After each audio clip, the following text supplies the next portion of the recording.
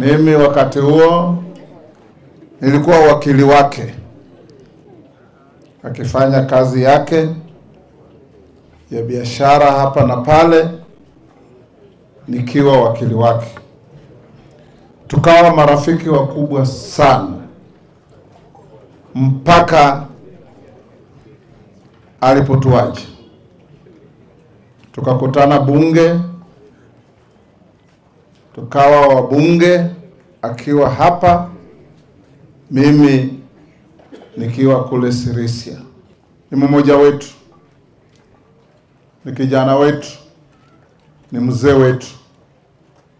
Ameguza watu wengi, amesaidia watu wengi, na alikuwa mtu mwenye anajinyima kwa sababu ya watu wengine.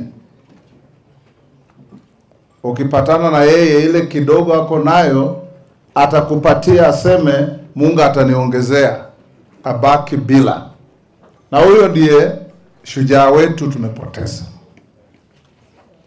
Kwa hivyo siku kama hii